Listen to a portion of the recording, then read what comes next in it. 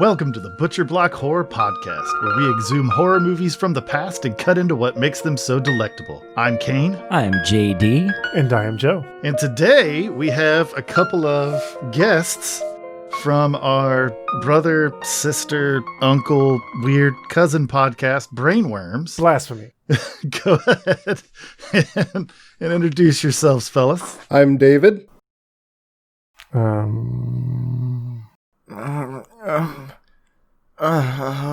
Where am I? What? Pleasure or pain? Where am I? What? Did you stuff him in a sack again? It's not a sack. What? All right? It's a duffel bag. God, my head. Well, unzip the duffel bag and let Chris out. What's happening? Just his head, though. I don't want him to get away. Yeah, no, it was real hard to get him in there. Where am first I? time. The duffel bag. Just introduce yourself. I don't. No, I don't. You Tell know the nice what people happened who you last are. time. I'm Chris. I want to go home. You There are is no home. And today, we're going to be throwing Hellraiser onto the slab and carving up our favorite portion to force feed to you, our unwitting victims. Delicious. If you enjoy the taste of these feasts of fright, then give us a like and subscribe, being sure to Taste click them. the bell. You should also take a look at our website, wegiveYouBrainworms.com. This could give you a chance to take a look at Brainworms and some of the other projects that we're working on. So, this Yeah. concludes our Halloween spooktacular. But it was so much fun. Can't we It just really That was. was awesome. Halloween forever? It must never end. No, Never. It ruins the magic. You have to let it go. Yeah. Yeah. That's bullshit. Don't be negative. Don't be negative. So, You know what? Everyone in Halloween Town except for Jack looked like they were having a great time. It's true. well, regardless, happy Halloween. Happy fucking Halloween. I'm sure that it's going to be wonderful, and no one is going to be sad because there's no trick-or-treating or... But you could still eat candy. You can eat all the candy corn that your little heart desires. And you could watch horror movies. What fucking monster willfully eats candy corn? I eat like a handful every year before I'm like, yeah, I'm fucking sick of this. No such monsters that I know of. It's really weird that candy corn comes in such big packages when like you only need 5, and then Yeah. you're just done. Yeah. Just the little orange part, and I'd be like, okay, that's enough. It just feels like like I meet people from time to time who say that they enjoy candy corn, but I don't, and most of the people that I know don't. And so who is keeping candy corn alive? Yeah, I think it's because the idea of candy corn is always better than the reality of candy corn. So it's just a bunch of people buying it and then sitting it in Yeah. bowls and looking at it until they Well, I mean, throw it's it like away sometime in December. Those weird soft candies and the orange and black Yeah, wrappers. yeah, those weird like oh, peanut yeah. butter taffy things. Yeah, like who Yeah, the those fuck suck. actually Allegedly eats those? peanut butter. They're supposed to taste Allegedly. like peanut. Yeah. Yes, I have to. That's They the just taste like disclaimer. Old people smell. I know people. Yeah. I know about people Tootsie Rolls? that eat circus peanuts. Yeah. What about Tootsie Rolls? I mean, Tootsie Rolls are all right. I Yeah. can give or take Tootsie Rolls. They're like straight out of the 40s. It's just their whole thing. Yeah. That they taste like oppression. You want a candy that tastes like a time when certain people couldn't vote? All right, well, on that note, we went ahead and watched Hellraiser together. We did. Yes. But yeah, so go ahead and give us a synopsis overview of Hellraiser. Surely I will. We're talking about this strange box that is kind of like a Rubik's Cube. It's confusing, and it confused everyone that held it. It's also a key to certain dimensions that contain these creatures called Cenobites, and they basically prey on this realm, the living world, to create pleasure and pain and all sorts of stuff that I was just shooting over my head. Basically, there was a guy who escaped their grasp. He was a gross little thing in the basement of a home, and some blood dripped on him, and he started to need someone to bring him fleshy, bloody corpses. And then he started to consume his own to regrow his skin. We've all been there. And yeah, Yeah. Oh, I remember my last time. he was going to hell also and coming extremely back. horny. He wanted to bone down so hard. He really, really did. And All the time. his compadre, his companion that was helping line him up with the living bodies that he needed to complete his form, meaning grow back some fucking skin. And then, Pinhead and the other Cenobites come along and they create a problem of their own, and they're trying to get this person who Frank Cotton, the character Frank Cotton, who escaped them, try to wrangle him back in and finish what they started. And his niece ends up sort of bringing him to them, in essence. Yeah. That sounds good. Some mind-blowing shit in there. Pretty much Lots cleared of it up. awesome, gory special effects. Lots of goo, sticky. Vaseline. But only one exposed breast. It's true. Yeah. Was it fully exposed, or was it through a... No, No, fully it was And exposed. there were some exposed. photographs of exposed breasts. Very nice. I missed that. Yeah. I guess those count. I mean, when you're watching a Guess. film, is there really a difference? That's an interesting point. It's like a picture within a picture. Yeah, copy Right, of a copy. Yeah. Like, does that make the breast have less impact if you're watching a film of a still picture? I mean, I guess it's between you and your erection. Oh my, no, you know? wait, no, Yeah. I can Most see it things now. are. So like you have a picture of a picture of a picture of a picture, and it just keeps going on. But at the very, very bottom, like it's turtles all the way down until you get to the breast, and when you look into it, you have the ending of 2001: A Space Odyssey. But oh my god, it's full of tits. That sounds a lot harder to masturbate to. Harder, but not impossible. Challenge accepted. Right. Challenge accepted. So since we've moved past the synopsis, why don't we just go diving straight into the director? Because I imagine the personal experience part of the show is going to take a long time. Well, yeah, I'm going to kind of go into a few things about Hellraiser in general, and then slide right on to the director and writer, Clive Barker. Yeah. So yeah, Hellraiser, British horror film, released in the UK. In particular, London in 1987. Which I'd like to clear up real quick is not the Not the fucking 90s. Not the 90s. It's right? spiritually the 90s in a lot of ways. You've said that, like, you also said that 1990 was the 80s. So make up your fucking mind, okay? In terms of actual linear time, 1990 was the 80s. But in terms of like cultural aesthetics, the late 80s and the early 90s there was a lot of overlap. There are no rules for you temporally, are there? No, I've transcended that now. I'm Excellent. certain that people were chewing bubble tape and drinking clear cola in 87. Well, I just need to clear this up. So in the year 0000, right? Mm-hmm. Was that a BC? Is it 000 before Common Age? Like, how does this work? I'm going to interrupt you real quick. How much of this tangent do you want? I don't. In your I don't. horror movie I podcast. don't. It's just, I've always thought that 90 to 99. Clearly a lot of it. I could. It's I like don't. it's No, like I'm measuring sorry. it's like measuring Keep a going, coastline. JD. The smaller increments you use, the closer the coastline gets to infinity. It's not untrue. All I'm going to say is that it was 1987, and so this film was fueled by a lot of cocaine. Oh, fuck so yes. much cocaine. That yeah, emphatically You could find traces of it all over the set, all over every actor and actress. Larry was on an amount of cocaine, I think. Yeah. Like Frank never actually killed him. Yeah. He was just on a coke binge at the end. So yeah, Hellraiser, screen time, 93 minutes, and it had a budget of $1 million. That's pretty impressive. Yep, $1 million. That's it? That's what they got out of that budget is amazing. I'm betting they made that back. Oh, most certainly. Yeah. Written and directed by Clive Barker. So, he was born in Liverpool, 1952. He basically took his own book titled Hellbound Heart and then crafted a screenplay of it to then create Hellraiser. Which I find that a little hard to believe. How so? I've found the book to be wildly more effective. Like leaps and bounds more effective. Just for and I haven't even read the whole thing, just from the snippet that we did on the Brainworms podcast. Well, yeah, Right. that segment was just beautiful and captivating to listen to. As grotesque as it was, it was matched with every bit of it, that amount of beauty to complement it. So I just thought it was like, wow, mind-blowing shit.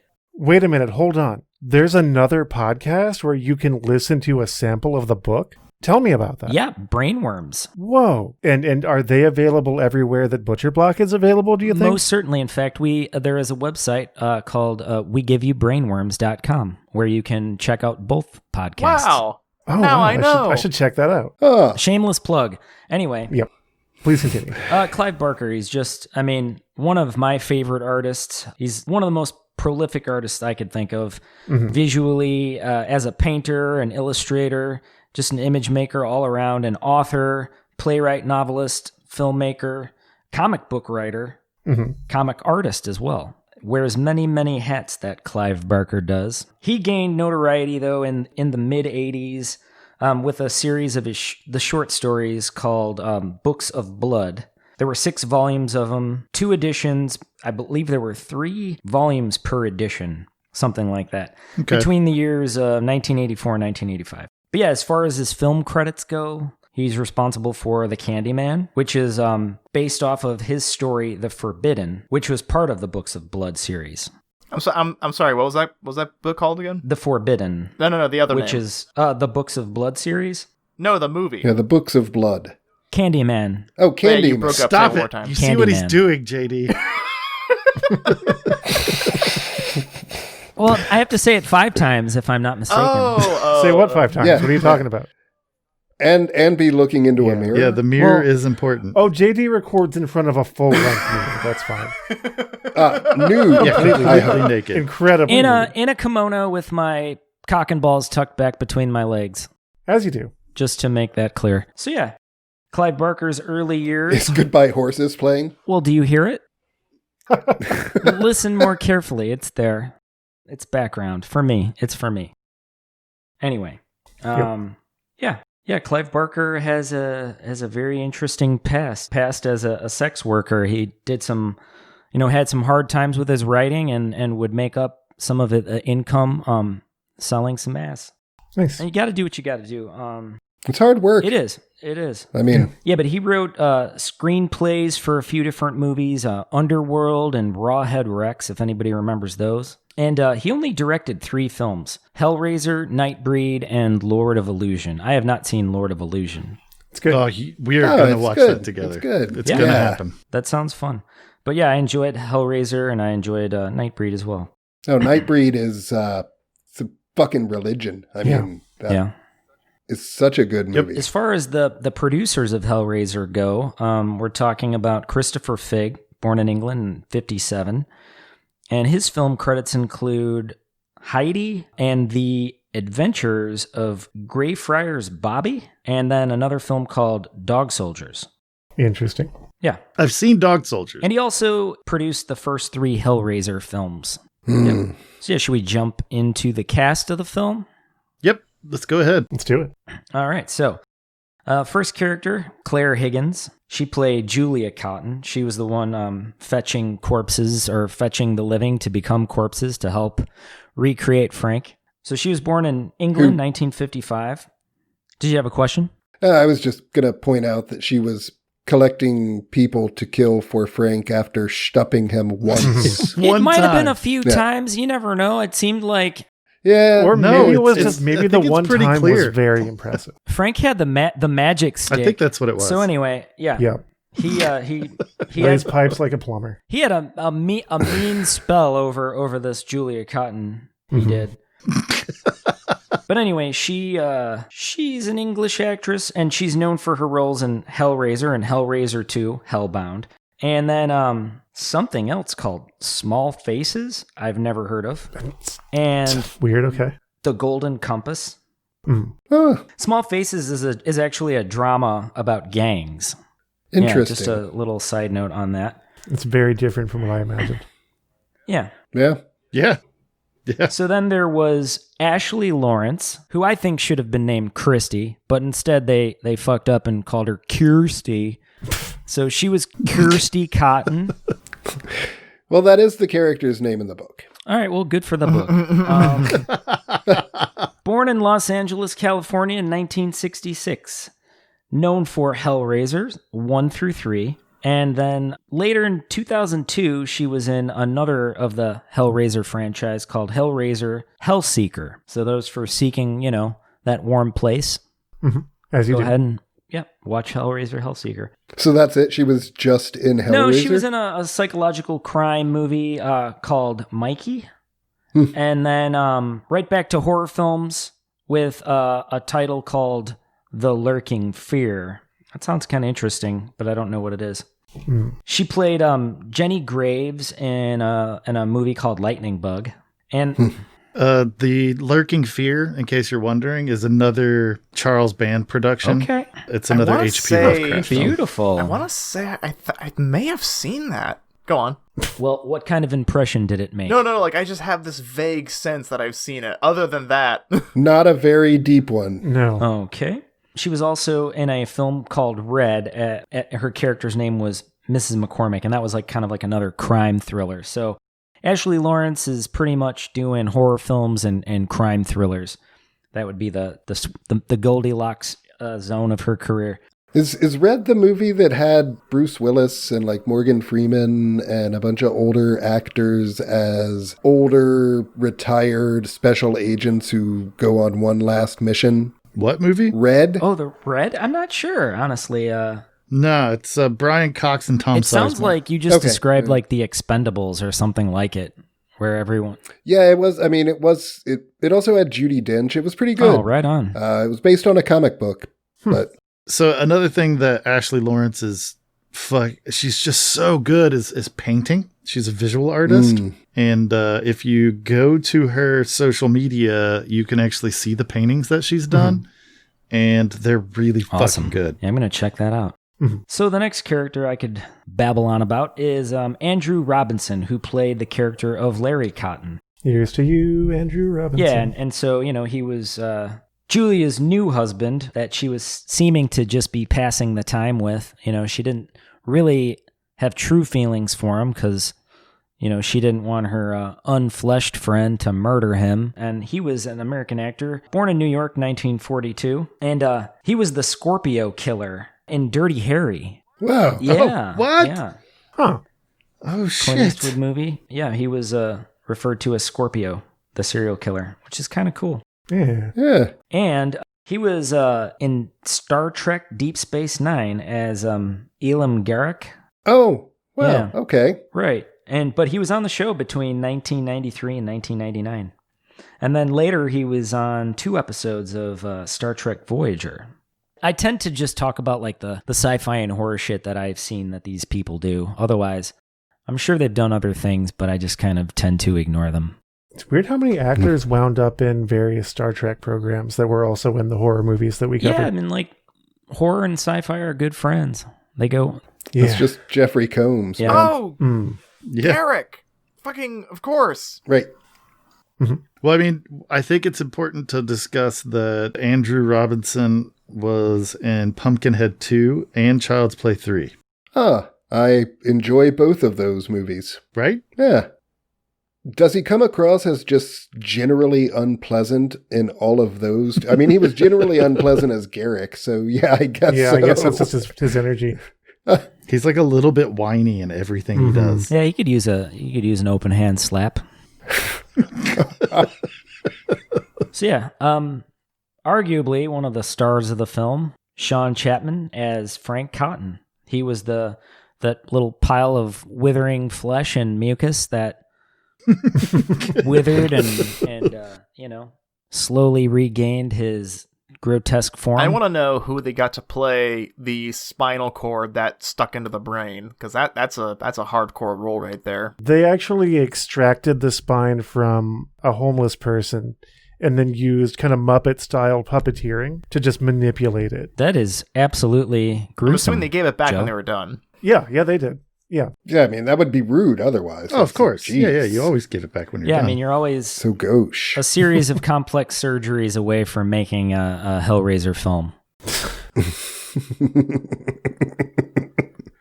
So yeah, the next character. The sword that we all live under. Exactly. It's like the Excalibur of Hellraiser. I mean, horror films. Anyway, Robert Hines, as he was the character Steve, born in England, 1958. And he actually is no longer with us. He passed away in 2015. God rest his soul. God rest his soul. Someone rest him. He's known for Hellraiser 1 and 2. And then had a small role in the weird-ass Frankenstein movie in 1994 where Robert De Niro was Frankenstein. What? That sounds awesome. Really enjoy that movie. It's great. Yeah. Good great or bad great? Yeah, the movie was really good. I liked it a lot. Good great. It was it wasn't Coppola, so it wasn't quite on the same level as Dracula, but it was obviously influenced by Francis Ford Coppola's Dracula. Mm-hmm. And it was just a really well done adaptation of the story that wasn't completely faithful, but probably the best movie version I've ever seen of that book. I'll have to check that out. So should I continue with the cast? Yep. All right. So the next person I'll mention is Doug Bradley, born in Liverpool, 1954, and he played the role of the lead Cenobite, aka Pinhead. He has such sights to show you. He most certainly did. He was a very close friend of Clive Barker's, and they actually met in the 70s. Clive Barker saw him playing some role in a theater and decided to try to introduce himself and, befriend him. And they ended up kind of forging this new theater company called the Dog Company. And it was like a progressive theater group, basically. Interesting. Yeah. That's cool. So Doug Bradley, very close friend of Clive Barker, and he's known for basically all of the first 8 Hellraiser movies. And he is a member of the Monster Movie Hall of Fame for his role as Pinhead. Makes sense. Yeah. I mean, it's an iconic role. It is, and that's well-deserved. Yeah. Absolutely. Mm-hmm. Nightmarish. Then there was Nicholas Vince, who played the chattering Cenobite. I hate that guy. Yeah, he was like the gooey mess with the chattering teeth wind-up toy in its mouth. Yeah. Yeah, it's like walking vagina dentata. It was a... Oh, gross. Thanks for that visual. I didn't ever see it that way. Never seen You'll it never that way. not see it that way now. And now I'll never not see it that way. That's Thanks what a lot, happened to Dave. me. You just gave it to everyone. Now you've spread this illness to the podcast. Oh, it's a So mimetic now everyone's virus. going to hear Yeah, this. it's like Rothko's basilisk. So Simon Bamford played the Butterball Cenobite, and he was, known for being in the first 2 Hellraiser movies. He was also part of Barker's and Bradley's Dog Company, that progressive theater group I'd mentioned. And then there was Grace Kirby. She played the female Cenobite. Very nice bone structure she has. Yeah, high cheekbones, very skeletal. She's Clive Barker's cousin. Oh. Interesting. Yeah. I did not know And that. mostly just known for Hellraiser. I was going to ask if Maybe she'd been in anything maybe she's else. like not an actress. She just was in there because she's a cousin to Clive Barker. Well, I mean, he was shooting this on $1 million budget, so yeah, he probably got people that. I mean, he clearly got people that he That's his could. friend. It's like, what's up, cuz? Yeah. Get in here. Mhm. And most of that budget went to various Vaselines and goos. So. Yep. Back tracing, triple antibiotic. You've never really known what it's like to be visually judged when you're cashing out at the supermarket with 10 gallons of Vaseline. You say that, but Like, I am not headed to an orgy. This. I'm making a film. I'm sure you're making a film, sir. I will not be judged by you. Yeah. So then there was a pretty awesome character in the film, which was still Frank, but it was skinless Frank, and he was portrayed by Oliver Smith, born in England, 1952. But he was basically Frank as the ghoulish, skinless monster that he was. I did not realize that wasn't the same actor. No, not the same actor. That's- That's a different person. It just occurred to me that all of this took place in England, but they had very much United States accents. I think that was a thing. They decided after the fact that they overdubbed some of the dialogue because it was decided no, we don't want this to be set in England anymore. But Oliver Smith was best known for his role as Frank the Monster in both Hellraisers 1 and 2. But he was also in a film called Tale of a Vampire. And then another movie called Tale Like a Story. And then one adult film entry called The Slow Pump. Well, that was more like Living Frank. That was his love language was, kind of slow and forceful. Yeah. So we can talk about the soundtrack a bit. That would be awesome. So originally, the music was good. It was really cool stuff. I mean, it really complemented the visuals well. And originally, Clive Barker wanted a band by the name of Coil to create the score. Oh, yeah. And that was all sort of shot down by New World Production. And the editor, one of the editors, Tony Randall, suggested Christopher Young, who actually ended up doing the score for Hellraiser.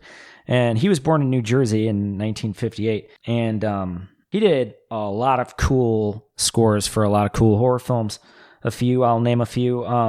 Pet Sematary, Urban Legend, The Grudge, Exorcism of Emily Rose, and one of my favorites, Drag Me to Hell, the Sam Raimi movie. Yeah. Oh, yeah. And then Deliver Us from Evil. So he did the score of all those films, and Nice.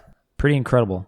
Yeah. Although I am sad that I didn't get to live in the world where Coil did the soundtrack for Yeah, that would have Hellraiser. been They super good. still did it. Right. Is it available anywhere? I would like to hear You it. can still get, they put it out on vinyl, and you can actually get it. I mean, you can probably find a digital version of it at this Sure. point. Sure. Can you play But it it at still certain points when exists. you watch a movie and see where it syncs up? I'm sure you could probably figure that out. I mean, they named them like main title and shit like I want to that. listen to that album now. Like, Yeah, me I too. almost don't want to finish. I just want to listen to that whole album. Right. If we keep talking about it, I might finish. Nice.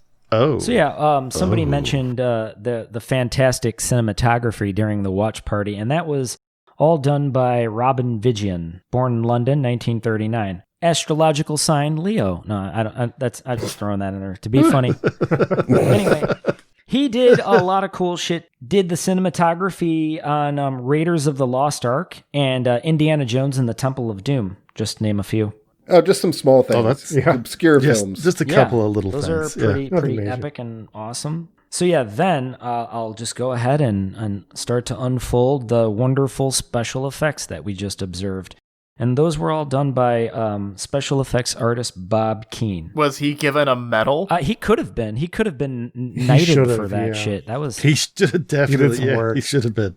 Again, on a shoestring budget. $1 million, Mhm. and not all of it was his. So that's amazing. Yeah. Yeah, born in England, 1960, known for his work on Hellraiser. He started, though, with the whole Star Wars movies, the originals, some of the first three. Oh, was Really? he in ILM? Yeah, he did New Hope. Nice. And then Return of the Jedi. He did some model building for Aliens. He did The Neverending Story. He was a model builder for The Neverending Story. Dark Crystal, built models and did some makeup. Yeah, but this guy is just a What a guy. prolific badass. Yeah. As far Yeah. as the horror films that he started to do, he did special effects for Nightbreed, if anyone remembers that. Mhm. And Oh, yeah. Waxwork 1 and 2. Special. I haven't heard of that. Waxwork is pretty awesome. I'm a big fan. I have both DVDs in my collection. Absolutely. Yeah, and Keane also, obviously did the special effects for Hellraisers 1, 2, and 3. And then Children of the Corn 2, which I can't recall anything that stood out in that movie to me special effects wise, but definitely some blood and some makeup and stuff like that. Oh, yeah. I mean, he clearly knows his Oh, craft. absolutely. It's- A pioneer. Yeah. Nah. So yeah, that's Bob Keane. So yeah, if we can redirect this discussion to talking about our impressions of the film, that'd be great. All right, so what we're going to do tonight, we're going to do things a little bit different. We're going to actually take our two guests And and torture have them. Yes, them them. discuss. Cut off their skin. Shh. Technically, it's called flaying, not cutting. Are we going to wear it? I think that's the real question. All right. That's fine. Technically, Play him first. flincing. Prepare to be flayed. I'll fetch the meat hooks. Sweet, I'm finally gonna get flayed.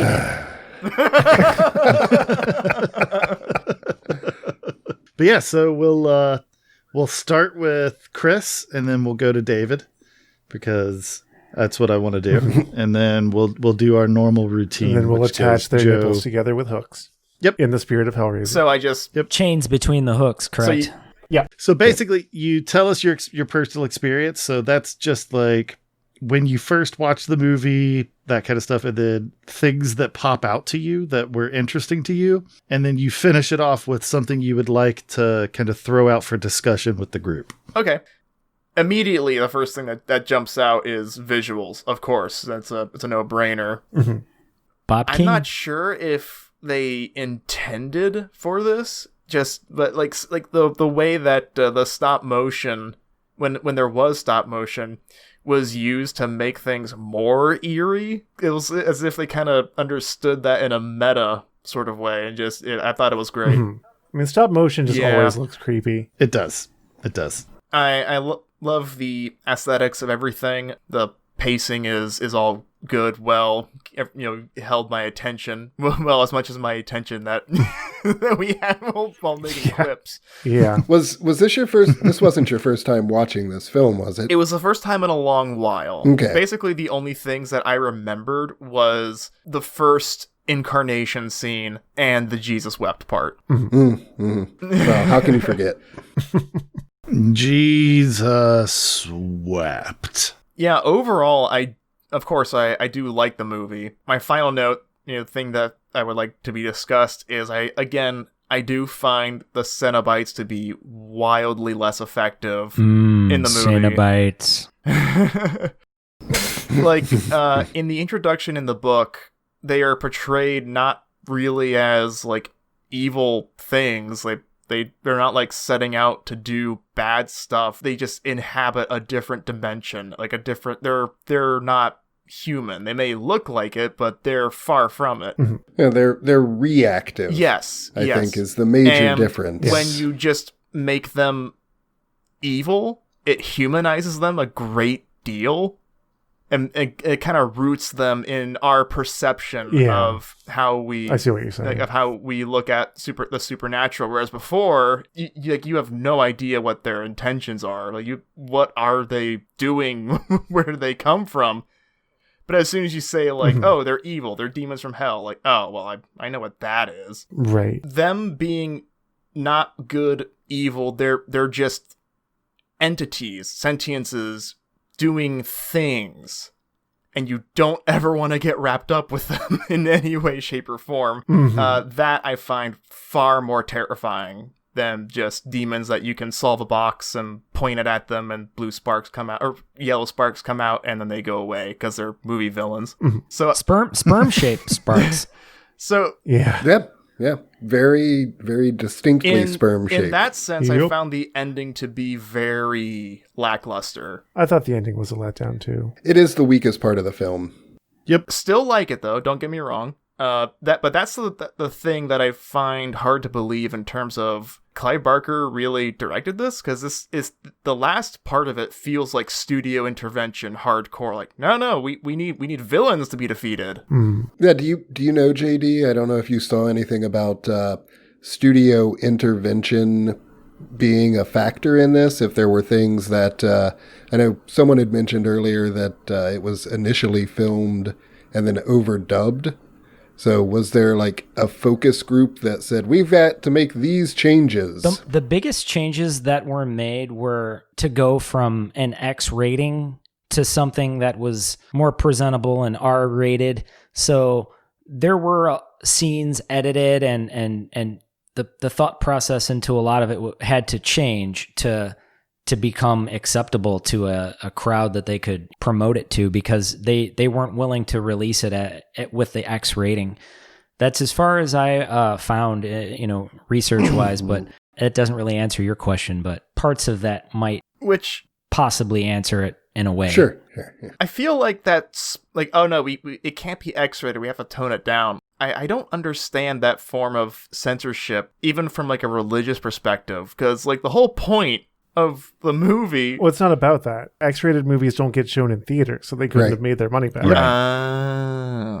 Yeah, that's where the concern comes in. And if any listeners are curious or have that knowledge, Like, to know why the pacing of the film so drastically changes at the end. Feel free to chime in and let us know. We're always hungry for that information. I feel like important scenes were cut out during some of those parts, though, that may have been connected to the reason it had the X rating.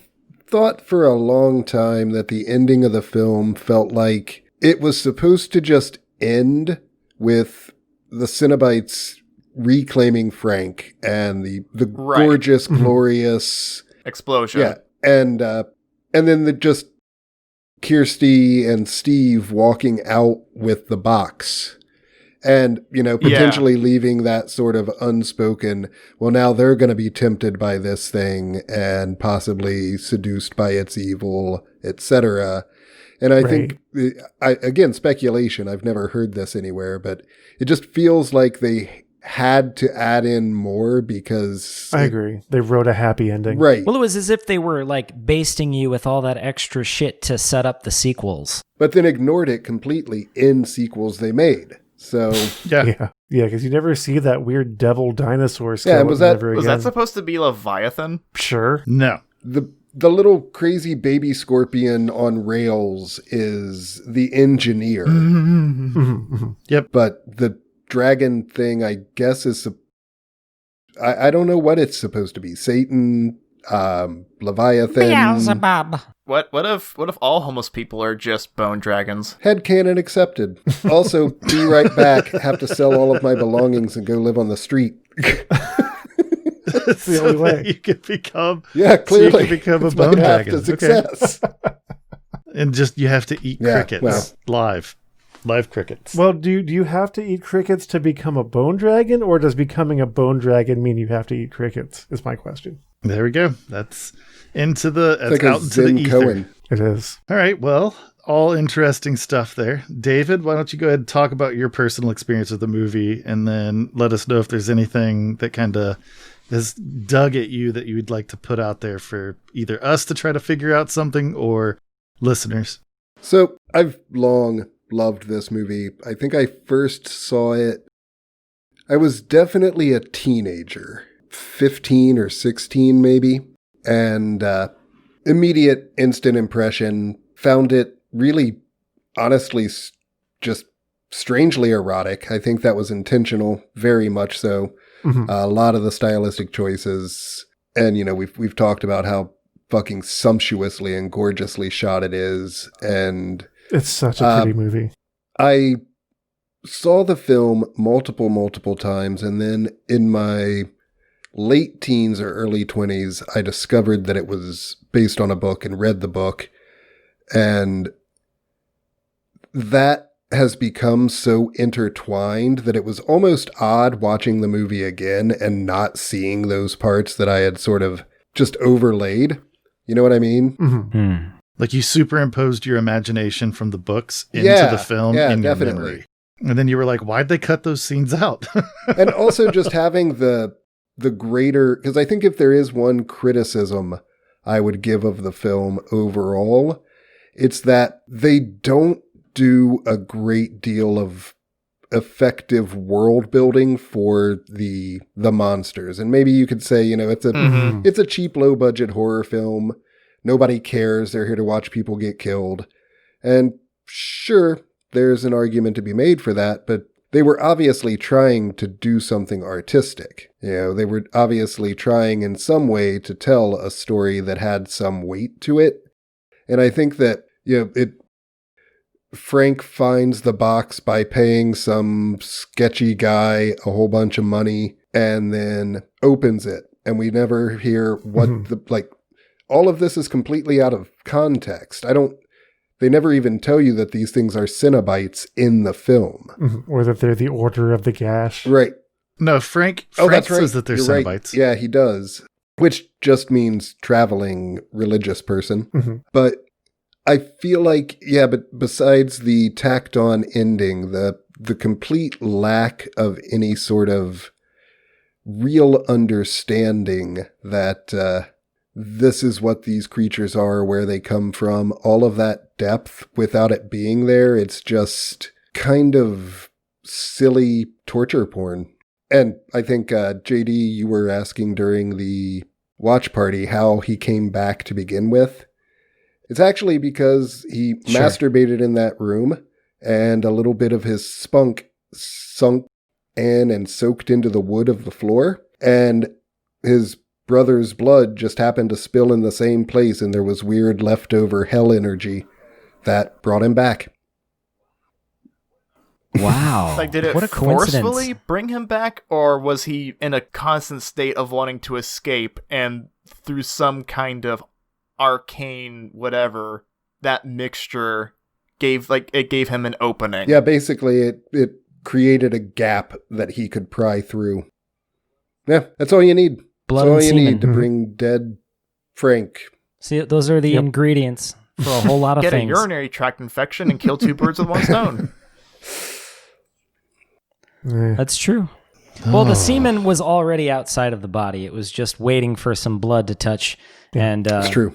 bond with. Yeah. No, I mean, I love this film. I really do. It's fantastic and silly in all the right ways. And I love just imagining, like, making Hellraiser parodies is one of my favorite things, It's not to take away the gravitas of it or the beauty of it, because it is, despite being grotesque in so many ways, a strangely beautiful film. Mm-hmm. Like the design of the film is intentional and masterful. The box is an iconic thing. The character designs of the Cenobites are spot on, and it's a really great film. Yeah, It is, yeah. And it's okay, well, there's a game called Slime Rancher, which I recommend you play, which has a really, really great story in it that basically addresses the question of, do you stay somewhere that's comfortable, that has love, like certainty, or do you leave all that behind forever and go into the unexplored? It's like the explorer's dilemma sort of thing. Mm-hmm. And I think that this film is a very cynical answer to that question. Like with the whole like going out and finding new experiences, and like this is what's beyond our realm. Mm-hmm. Terrible, horrifying. Although there is a certain poetry like about craving experience so much that you allow yourself to be destroyed by it. Yeah. And I mean, the filmmakers were obviously trying to maintain those elements, with Frank saying it's never enough. Right. It's looking at it now, you can say it's sort of ham-fisted and a little hokey, you can make fun of the fact that he's laying there with this woman that he's ostensibly only just met and only fucked once, but has apparently determined is the absolute now embodiment of everything, and also has proven to him beyond a shadow of a doubt that there is nothing left for him beyond crazy supernatural experiences that will satisfy him. I don't know. It's really hard to get that across without like a written narrative. It really is. It really is. This is, I mean, due respect to the fact that this is an extraordinarily challenging concept to put on film. I wish, and obviously this wasn't the done thing at the time, but I wish that they had just planned like a Hellraiser trilogy. Right. That took you from, and you could have done that with the short novel. Gotten 3 movies out of that. I remember hearing a while ago, and I don't know if it's still happening, but there was talk of a remake, which could be interesting. I think Clive Barker was involved, so. Okay. So Clive Barker's still alive? Oh yeah. He's still doing stuff. If he's not attached to that remake, I have low hopes for it. I agree. Yeah, especially if they continue to do practical effects, like make it a modern film but use practical. Mm-hmm. Hopefully it's not one of those like, oh yeah, we're going to remake this cool movie from the 80s, and then it's just in development hell forever and is never heard from again. Or worse than that, they remake it and it's all CGI. Yeah, that would suck. But I think it is in that stage where it's been something that's been chewed on for quite some time and just never come to fruition. The only thing that I would like to see with like a CGI alteration is to take Frank's nose off when Yeah. I would allow that. And that could be done. And would you improve the sperms from the other dimension?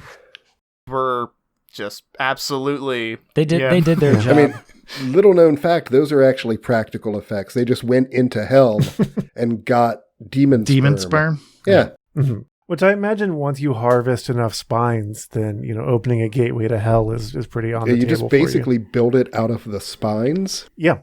sounds pretty on point for Hollywood. And David, was there anything that has always kind of struck out to you that you've wanted to put into the discussion with people to try to see if we could figure out something that you just don't get? Or I mean, I guess really it's just the whole ending. Yeah. Like how does solving the box send them back? Since you solved the box to I feel like the them. box shouldn't have power over them. Like the box is just it's the door. It's a doorbell, basically. Yeah. It's a key. Yeah, I mean, I don't know. You start to get into the sequels and they, develop this whole mythos and this whole thing even around the box. But just the first film standing on its own as its own thing, it's really... the box makes no sense. You solve it and it makes the Cenobites come, but then closing it will send them home. But also the box doesn't want to be solved, because as she's putting it together, there's a point where the box, like, on its own, like, unsolves part of itself. Right. So what? I think it's also symbolic in a way, because I felt like, we kept seeing these like representations of flowers at different times, and they were in blossom, and the box itself had a flower-like structure and sort of opened and blossomed in a sense. And I kind of almost wonder if like it was a way of talking about some of the transformations that occurred.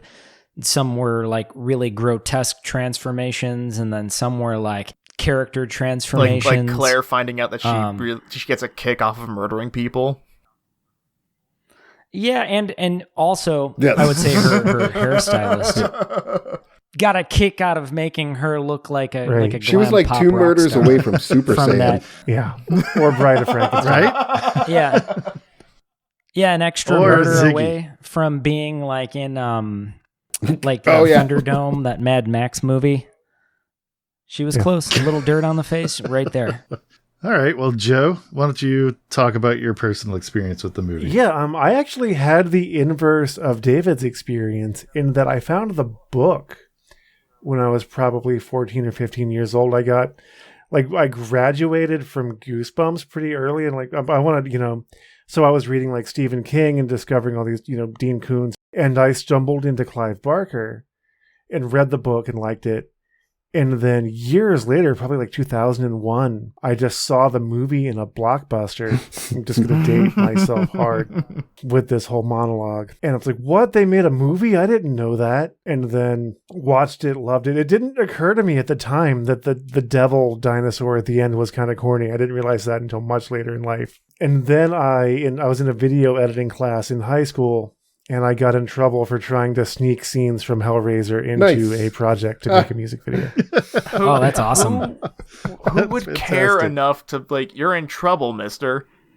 I brought in an R-rated film that showed graphic violence and nudity and tried to use it for a school project. Like, it wasn't that far out of the pale that they're like, hey, don't do that. A formerly X-rated film. Yeah. Like, maybe don't be scrolling through that film trying to find the parts that you can sneak into your project on a television screen in the middle of this classroom. I just pictured your teacher asking you to stay after, and then everyone else leaves the room, and then they turn into a Cenobite and destroy all of your flesh. Yeah. That would have been awesome. So that was, and I've enjoyed it ever since. And honestly, I don't have a ton to add. Like, we've gone into some pretty in-depth conversation, and, again, I question who was responsible for the ending. I think that the best ideas from the book are, if you squint your brain, you can pick them out of the movie, but they weren't expressed how I would have liked them to be. So that's kind of my my question to both the group and the listeners, how would do you think that they could have gotten more of the cool ideas from the book into the movie and had it still work as the film that it was? You mean it with an R rating? Yeah, with an R rating. That's a good qualifier, yeah. Arguably not in 1987. Yeah. Sure. I think they would have had a hard sell having the mostly naked woman with tongues laying on her thighs. That's the point. Like, the movie's not glorifying this. The movie's like... It's not about the ethics of it. It's about the thing itself being shown on screen. But I'm still going to bark up this tree. I don't care if there's nothing up there. That's a weird use of your time, but it is yours. This is the hill I'm going to die on, God damn it. All right, you do you. All right, yes, JD. Hello. This film really, I saw this film probably before I had pubic hair, I would guess. It was a ways back. Probably before the cement was dried enough to process what I was seeing. And so then it didn't really make an impression on me at that point other than just scaring the absolute fucking shit out of me. But I did see it in high school and, was able to follow it more, all of the points that you guys made sort of covered all of that. But I just feel like visually, I mentioned the cinematography and special effects artist Bob Keane. And, my initial impression, still my main impression always of most horror films, I'm just zooming in on special effects and stuff like that. I'm pretty obsessed with it. But I just love some of the, how they took some of the descriptions when we're talking about the Cenobites, when you guys were reading Hellbound Heart, and just some of the translating those visual descriptions into what you're seeing in this film, the characters, the chattering and the butterball and the just Pinhead himself. And I happen to know that Pinhead was never intended to be called Pinhead. That was a nickname given by the rest of the cast. He was just the lead Cenobite. That was the only title that who we know as Pinhead was to ever have, but the nickname stuck, became Pinhead. If anything, and Clive Barker doesn't like it. The name I've is heard mimetic at that point. Yeah, but as my impression stands, I was very impressed with the grotesqueness of the film, and I can't think anything like it really truly prior to it. I think it sets a bar for taking a character and showing them from the inside out, and detailed. I mean, Frank as a monster was almost like a medical chart, like a ghoulish, walking, talking medical chart. So it was cool to see the layers build. It was just body horror, really good body horror. Oh yeah, I mean, I won't say it invented the genre of body horror or anything like that, but it definitely raised the bar on it. Right. Sure. But yeah, just showing the characters, in that way really stuck with me, and I enjoyed the hell out of that. Awesome. Yeah. How about you, Kane? My experience with the film goes back a long time. It was one of those films that I saw when I was a kid, and kind of similar to JD, I don't think I processed a lot of it. And then as I got older, it just became a horror movie that, I had a DVD of, or I had a VHS of, and I would just decide, all right, it's been, 3 months since I've watched it. I'm just going to watch it again. Mm-hmm. The one-liners from Doug Bradley, those always stuck out to me as a really good some villain. Of the best quotes, just movie quotes in general, are Doug Bradley as Pinhead, and his delivery is just spot fucking on. Oh, it's just so good. Yeah. A lesser actor, I think, couldn't have made those lines as iconic. The audio effect on the voice, just like the layering of sounds, kind of almost Freddy Krueger-like. Mm-hmm. Mm-hmm. But I mean, that's what always stood out to me. Obviously the grotesque special effects, those were very moving. just the scene when Frank's farming, realizing now that was made on $1 million budget. Fucking right. Holy shit, man. Like that's Keen deserves how about 2 medals? Let's do 2 medals. yeah. I mean the point when the arms come up and horrifying. then the like brain stem is kind of like wiggling, waiting for the brain to many reattach. implications. It was just it's like, oh, there's the reptile brain doing its part, like it was just amazing. Yeah. As far as like things that I would put out there that I want answers for, I'm kind of stuck on did the studio come into the end of the film and be like, yeah, no, we need to have more interaction with the Cenobites? Because I feel like that we didn't get that much Cenobite action. Most of what we get in Hellraiser is, the horror of Frank the monster. The scenes with the Cenobites are few and far between. Yeah. And we really only get to see their like cheesy Frank ending. is definitely the alpha villain in this film, far outweighing the Cenobites. And I think that's the only villain they needed. Like, the Cenobites did not need to be the movie villains. No, they were basically a weird Deus Ex Machina, honestly. Yeah. If done properly, if they had just kept their word, retaken Frank, and then, left. That would almost be It would have been scarier.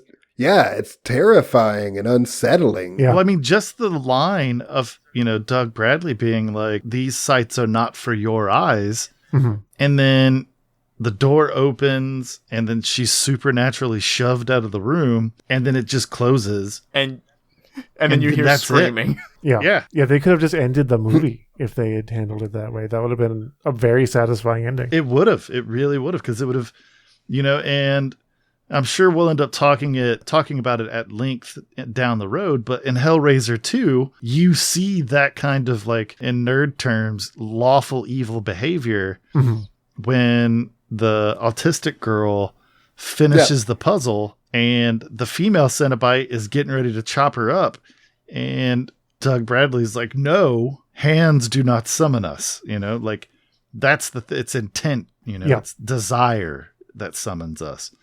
And I think if they would have kept playing to that, and it really does feel like a rewrite. It feels like somebody higher up the ladder than Clive Barker was like, yeah, no, I don't like that. I think that these demon things need to come after Kirsty. We need to show well. her being the victor over evil. Because if you had ended it the other way, then there's not a clear resolution of good winning. Right. And so, sure, she survives, but she just gets away and there are still these monsters out there. And it smacks of studio It really meddling. does. It really does. It's sad that Clive Barker, with all of his credits in the film, I mean, from writing Hellbound Heart to the screenplay to directing the film, right? It's sad that, he wouldn't have been able to convey more of that story and the messages and things like that, because, without that meddling. But it does seem as if, like, I agree, it was sort of fast forwarded without bits that the viewer needed, and then you're resulting in me scratching my fucking head at the end. Oh, being God. like, okay. What if all of that was added in, and pure speculation here, but the end of the film after exploding Frank, what is that, an additional, 8 minutes? Something like that? The sequence of Something her. like that. Sounds right, yeah. That's a lot of time that they could have used to pad out the rest of the story and make it much, much deeper. Fleshed out.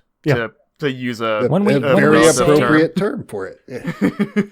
And when we say exploding Frank, that's the way he exploded is one of my favorites of a character's explosion in any film ever. He was literally ripped apart by 1,000 hooks. Yep. And you know that brief little clip we saw of it was all they could put in without hitting an X rating. And that there was way more of that filmed. That probably alone cost $800,000 just to make that happen. Right.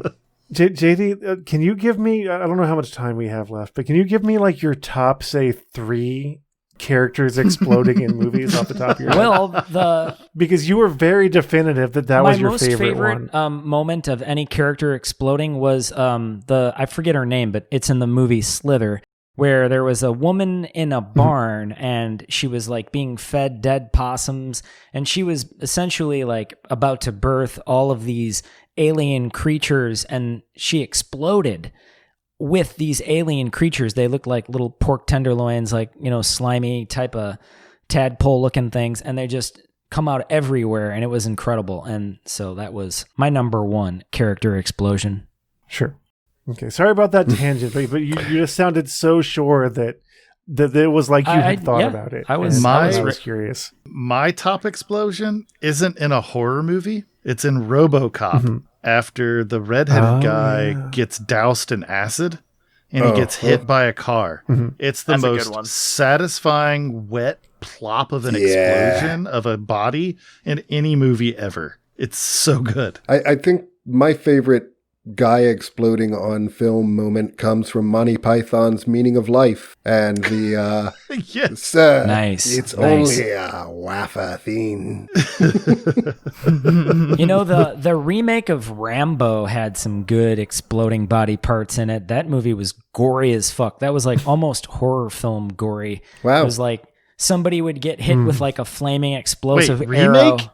Yeah, there was a remake of Rambo where like he was much, much older, but like it was sort of telling the story of, I don't even know, but all I tuned into was the gore and the horror because it was like intense. But, somebody's being like riddled with bullets as a flaming explosive arrow enters their chest, and then like, a knife is thrown at them on top of it, and it's just like chunks of fucking meat, just going in all overkill, directions. basically. Yeah, it was just like this person is dead 30 fucking ways over.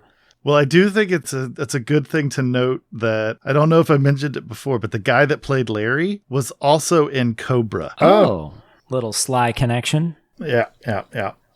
Since we're talking about Rambo, but I think that we have duly completed our Halloween spooktacular. I actually do have one last thing. Oh yeah, okay, yeah. One last thing I wanted to say, just a tiny note. And I have one thing to say after David. Yeah. Again, I've watched this movie in hundred number of times. I don't know at this point. And watching it this time was the first time that I had noticed that the actor who plays Larry has very distinct and bright blue eyes, and that it's a dead tell giveaway that it's Frank because Frank has brown eyes. Like just that little thing. That was a detail of the film that I missed after many, many viewings until this time. And I think it's a mark of an excellent film that it continually has new things to such sights to show you.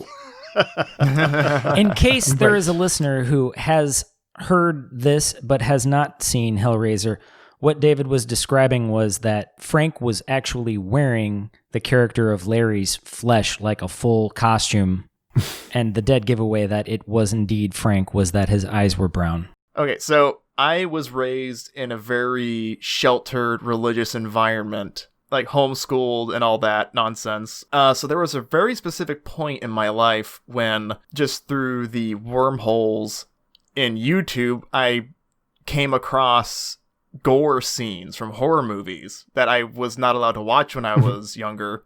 And at first, it was a very almost traumatic experience. It's like having my mind opened to these, like the ways that the human body can be dissected. But I had this weird, dark, like, I want to see more. I want to know, like, this is really interesting almost. and through that, I came across the Hellraiser scene, and I saw Cenobites, and I was like, I really want to know what these things are. And through that, eventually found the movie. Nice. Yep. Nothing says well-adjusted like avoiding horror films only to watch all of the kill scenes completely out of context first. Right. Yeah. The Doctor from Scanners, by the way, my favorite person exploding. Good, nice. Yes, that is a good one. I was thinking about it while we were talking about other things. That is a great scene. Yeah, I think we're ready to sign off. All right, well, if you watch Hellraiser, let us know what you think. If you've already seen it dozens of times or hundreds of times like we have, then feel free to engage us. If you have information that we obviously don't have and you'd like to share it with us, please feel free to offer it. You can find us at wegiveyoubrainworms.com. That gives you access to all of the places that you can listen to the podcast. And it also lets you take a look at some of the other projects that we're working on. We haven't really mentioned it since this is the end of our Halloween Spooktacular. You should probably go to our Patreon and give us money and just pretend that you're filling up our plastic trick-or-treat bags with candy. It's true. With that call out for knowledge on the film, someone named Clive Barker is gonna post in the comments, "It was totally studio intervention, man." Whatever, I'm tweeting at Clive Barker. Also, if anyone out there has thoughts on the Scarlet Gospels and how it seamlessly blends together the worlds of Hellraiser and Lord of Illusions, please weigh in. This is like our Halloween Absolutely. party, you guys. Yeah, it is.